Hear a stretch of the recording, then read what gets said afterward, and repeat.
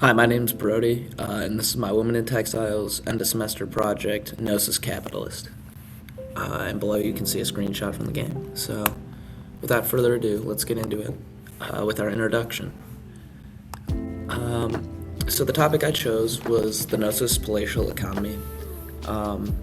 Basically, the reason I decided on this is when we were learning about it in class, it just seemed really advanced compared to a lot of the other things from the time period we were talking about. It was very well thought out and logical and coherent. And as I learned more, I learned that it was a late Bronze Age economy. And one of the things I found really interesting about it was one of the earliest recorded examples of a centralized economy, meaning previously textiles had been more of a domestically driven economy.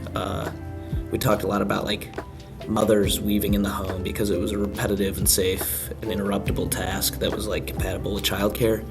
But this was a shift to a production system that was more reminiscent of our modern post-industrial manufacturing sort of setups. And so I thought in this way the Knossos palatial economy was very futuristic. And it was also a great choice because it was incredibly well organized and documented.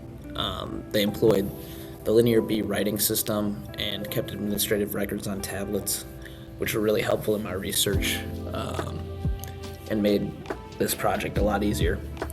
And then another thing that was really cool about this economy was the scale. Thousands were employed, and among these thousands, particularly women. So it was a large-scale economy driven by female labor. So it was really revolutionary for the time in a lot of ways. And so for my project, I'm a computer science major, and a large reason for that choice is my passion for game development and design. And so I chose to do a video game simulating the economy. To be honest, it's not the most ambitious project ever. You can see it to the right there. It's pretty small scale, but I was more interested in having a prototype for a game that showed in very simple terms how the economy worked. And in terms of evidence and sources used, you can see to the right some of the 3D models. I did not make those 3D models. The recreation of the palace and then those Greek homes. Those were models and game assets I found online, so those were helpful sources because they allowed me to more accurately display what Knossos in the economy was like. And then the Linear B tablets I talked about earlier with the administrative records, particularly academic interpretations and articles interpreting those Linear B tablets and how the economy worked. What enabled me to have the understanding of the economy necessary for this project. So now let's get some ancient background. The first piece of ancient background in the project was, as you see below, the 3D model of the palace. It was a palatial economy, so I thought it was really important to have an accurate depiction of the palace. And I just found this online. It was a free 3D model. And as you can see, it does a great job. This is a more academic sketch showing what it likely looked like. And then this is an image of the ruins. So the recreation is fairly accurate. And we'll go over to the project now and take a look at some of the ancient background that's in there.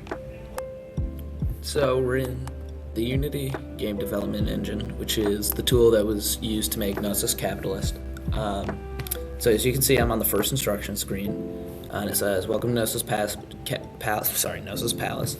Knossos is a palatial economy, so the palace organizes labors and sets quotas." That's a piece of context I want the user to have, so they can understand the economy. And then I talk about what you can do on this screen. And then the premise of the game is the palace has set a quota of 1,500 textiles, which you have 10 minutes to reach. So you can come over here to the labor screen, and this is where a lot of the ancient background of the game is. So I talk about the different laborers. Shepherds supply wool, which are used to create the textiles, and they live on the outskirts, which is historically accurate. And then the wool workers weave the textiles using a drop loom, so we have that accurate tool. Supervisors reduce weaving time. That's obviously not what supervisors actually did, but supervisors were a part of the palatial economy, so I definitely wanted to have them in here. And then we also have finishers who dye and treat the textiles, increases how many tokens the textiles sell for. Tokens were not a part of the palatial economy. The textiles were used in trade, but I couldn't really think of an equivalent good that like the textiles would become worth more of due to the use of like high quality dyes that finishers would use. But that's how it worked in the palatial economy, so I just substituted that for tokens. And then they live in more residential areas near to the palace, which is accurate. So you start the game, the shepherd brings wool to the wool worker weaves a textile, and then the textile is brought to the palace, and the palace would facilitate trade and how the textiles were used, so you sell at the palace, and then you get these tokens that you can use to hire other workers. And that's the general ancient background of the game. It's a high-level overview of the economy. I just wanted users to have a general understanding of how the economy worked, and a more like nuanced understanding would have been too difficult to program within the time constraints of the project. So I'm happy with what I have here because I think it gives a good general idea of an early centralized economy. So in terms of the actual sources used to gain my understanding of the Knossos palatial economy, the most useful one was this by far. It's an analysis of one of the linear B tablets, LC1, which outline textile targets like the quotas. And it's an administrative record, so it was very accurate, in-depth. Her analysis was very good and detailed. And it basically, this source helped me understand how the palatial economy worked, and gave me the necessary background to create this high-level overview or simulation. All right, so the last portion of this presentation is the proposal for the project, where I'm going to outline my progress so far. And let's look at the development process, and then at the end, I'll give a demonstration of the full game, and hopefully I'm able to make 1,500 textiles in 10 minutes. So first off, let's look at the code behind the game. So this is the game controller, where all the prices are set, all the characters are added in, and then the general economy is controlled. You hire and sell from this script. So that's all controlled from this script. And then these control the individual characters, and they send updates on their position to the game controller. So basically, the shepherd manager, when it delivers its wool, when the animation to deliver wool finishes playing, it finds the game controller and tells it, add 1 wool. Same thing with the wool worker manager, but it's a little more complicated. The textiles are produced, and when the animation is finished, we tell the game controller, which is GC, that we have an unfinished textile.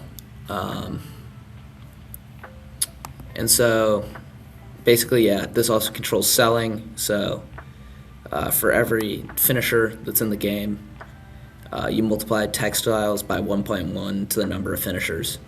So it stacks exponentially, so it actually adds up a lot. Finishers are pretty strong. And then the script, the start control controls instructions and all that. And it was only about 500 lines of code total, so it's a pretty small project, but I think it gets the point across. And then the other aspect of the game design is the scene. It's a pretty simple scene setup. There's the palace, the houses, there's the fence area for the sheep. So to finish off, I'm gonna play the game through, probably speed it up because the video can only be 10 minutes long. But I just want to say thank you for a great semester, and I hope you enjoyed the video.